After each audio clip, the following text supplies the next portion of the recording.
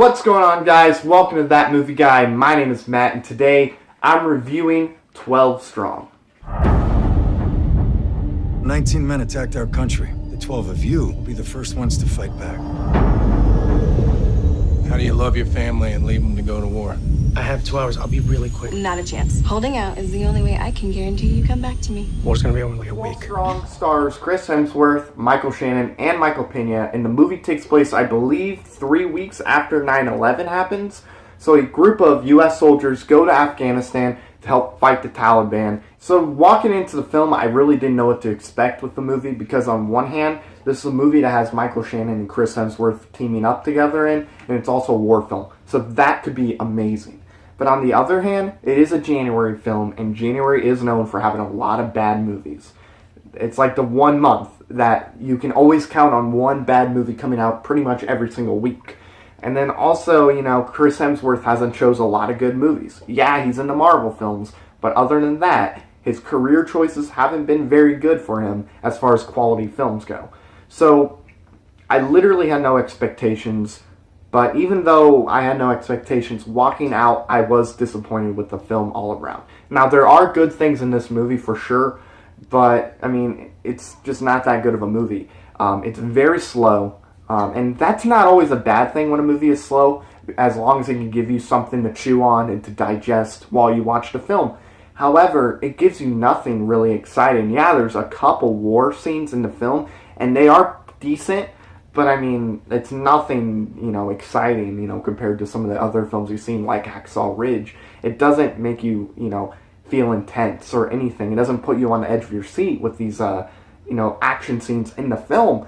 It's just like, explosion, explosion. It's nothing like, oh, this is scary, our heroes could die type of thing. No, it's nothing like that. The movie just drags too, and that is not something I like at all, because if a movie drags, it will make a certain movie feel 30 to an hour, longer than what it ultimately is. For example, the movie is like 2 hours and 10 to 2 hours 20 minutes long. But even with that, it feels like a 3 hour long movie. It doesn't feel like it's runtime, or even better, shorter than what it actually is. And that's bad. Like, I've seen movies like Django Unchained, 2 hours 45 minutes long, somewhere in that ballpark. Feels like an hour and a half. That's how good that movie is. But this movie, it just feels so much longer than what it is, and that's not good at all. Now, there are good things in this movie. Like I said, Chris Hemsworth is really good in the movie. He proves that he has a lot of talent. And if he just chooses the right roles, who knows what his career could be. He could be maybe an Oscar-winning actor if he chooses the right roles. But he's not doing it. And I'm disappointed in Michael Shannon because he's been coming off of a lot of really good movies lately. Like, for example, his last movie he was in, The Shape of Water. I have not seen The Shape of Water, but that's getting a lot of Oscar buzz. Maybe even for him. So when he chooses this type of a film, even though he's really good in the movie, it just kind of disappoints me on some of the choices he's made. And Michael Pena is pretty good in the movie. He's nothing special in the film. He's not great. He's pretty good. He's serviceable. He does what he needs to do, and he does it pretty well. So, there's that.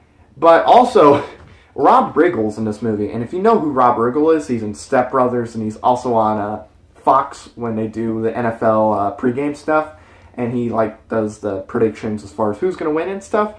I believe he also does the bandwagon thing or whatever, teaches you how to be a good bandwagon, fan or whatever. He's in this movie, and he's horrible in the film. I'm sorry, he's not good at all in this movie. He's over the top at times, and it feels like he's just mailing it in even. And I know he's not mailing it in, but still, it's almost laughable at times as far as his performance goes in the movie, and I'm not saying I would do better in that type of a role at all. I think I would do even worse, because I'm not an actor. However, he's laughable in the film, and that does hurt the movie at times too.